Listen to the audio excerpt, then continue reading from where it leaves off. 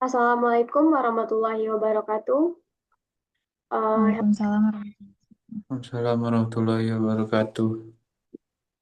Hello everyone. So we are from Group 5, and today we will present our analysis of the article.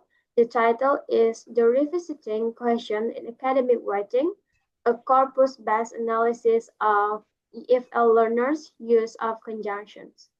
So, this article examines how EFL learners use conjunction in their academic writing and compare their use with a native speaker. And it's also highlight several issues commonly found in learner writing, such as the overuse of certain conjunction and the placement of connector at the beginning of sentence. So we hope this presentation helps us better understand how conjunction contributes to cohesion in academic writing. For the first speaker, it's gonna be me. Okay, let me explain about the introduction and the problem.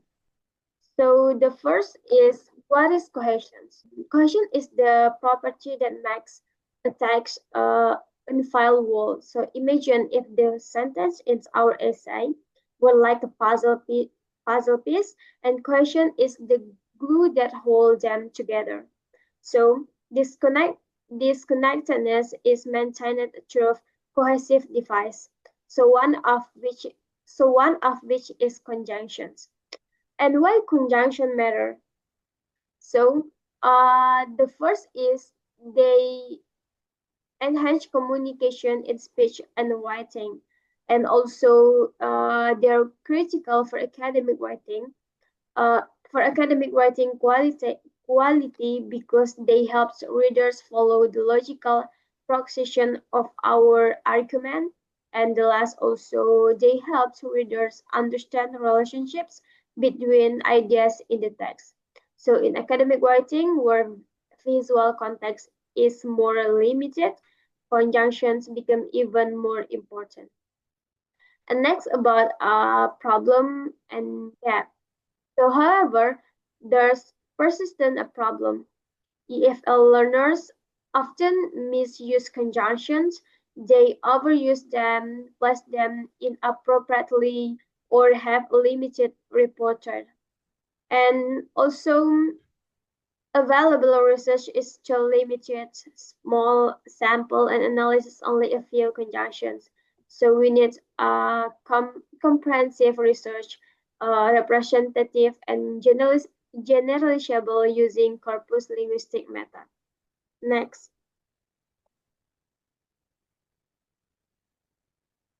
Okay, next about the research objective and hypothesis. So this study aims to evaluate EFL learners' use of conjunctions using more modern and comprehensive corpus linguistic methods. So there are two hypotheses. For the first is um, EFL learners use conjunction differently from native speakers in quantity and type. And number two is EFL learners use conjunction differently from native speakers in quality and synthetic placement. Okay, next. Okay, next about theoretical framework. So this study used Holliday and Hazen, so classification as analytical framework. They classified conjunction into four categories. The first is adjective. This is adding information, for example, like and, also, and or. And number two is adversative, for example, like but, yet, however. And next is causal, for example, like because, so, and therefore. And the last is temporal, for example, like first, then, and finally. So this classification was chosen because it's widely adopted and based on the solid function grammar concepts. Okay, guys, for the next slide, will be Okay, now I will explain the methodology used in this study. The researcher used a corpus linguistic method, which means the analysis was based on real written text collected from learners and native speakers. First, the researchers built a learner corpus called ALAWEC, which contains about 125,000 words taken from 100 academic assessments written by Arab EFL University students.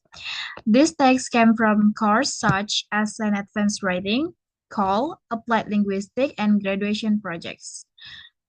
And the next is for compression. The researcher extracted 100 texts from the British Academic Written English, aka BAWE corpus. These texts were written by native English undergraduate students, so they were used as a benchmark.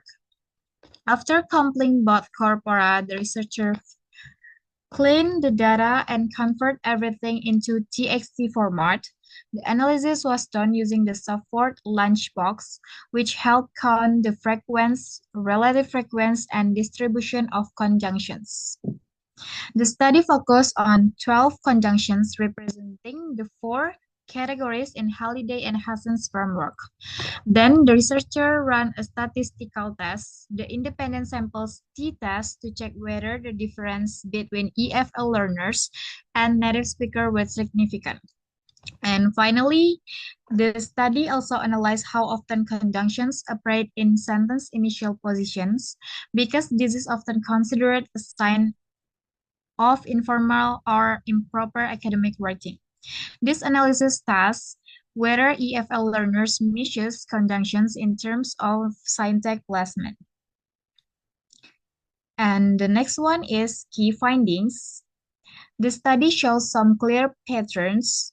First, in terms of total conjunctions used, EFL learners use around 7,000 instances, while native speakers and use about 5,000. This confirmed that EFL learners tend to overuse conjunctions, especially additive ones. I'm sorry, 7,000 and 5,000. This confirmed that EFL learners tends to overuse conjunctions, especially additive ones, and the category order for both group was the same.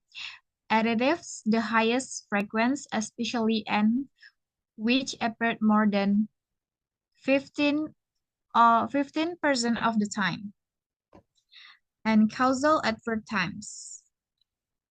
Temporal, the lowest frequency.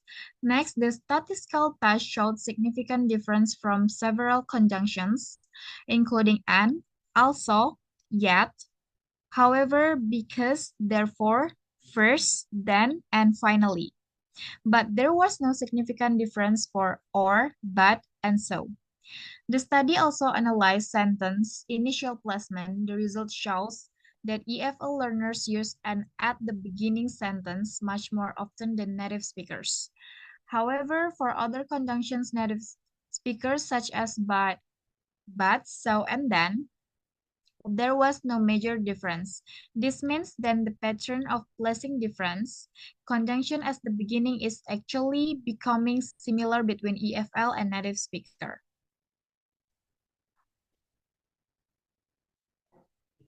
And the next slide is discussion section. The researcher explains what these results mean. First, the study confirmed that EFL learners overuse simple conjunctions, especially and, but, and because. This happens because learners depend on basic familiar connectors and also because their exposure to more complex conjunction is limited. Meanwhile, native speakers tend to use more sophisticated conjunctions like however and therefore. This reflects difference in linguistic competence, reading exposure, and writing experience.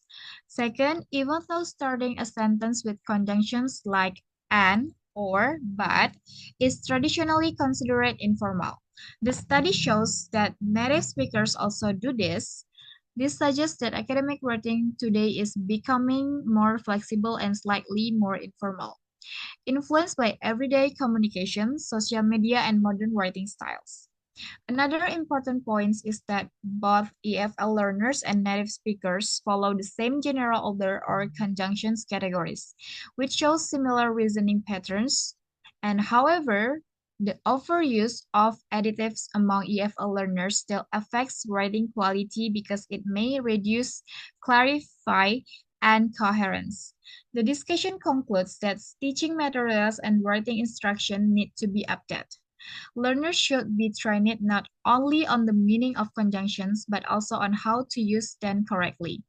In content and appropriate syntactic positions, the study recommends teaching conjunctions gradually, from simple to complex, using authentic corpus beds and examples. That's all for me. Thank you.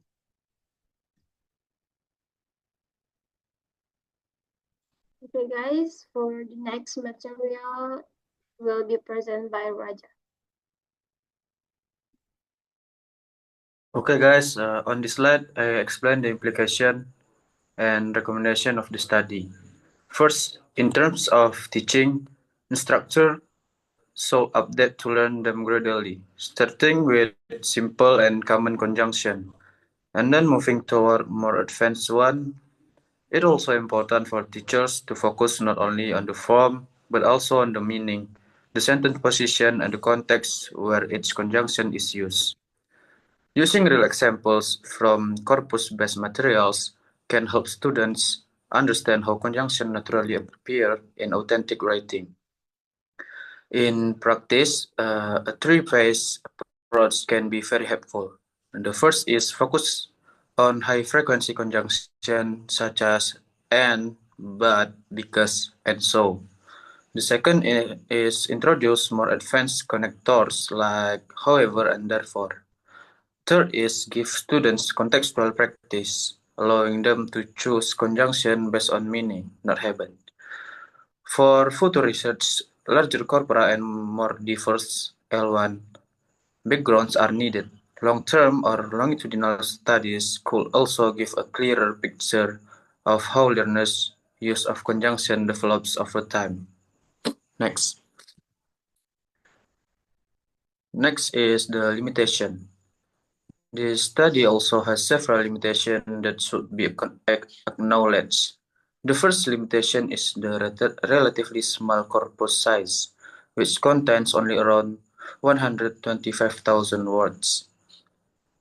Because the dataset is limited, the findings may not fully represent the broader population of EFL learners. Using a larger corpus would make the result more reliable and generalizable.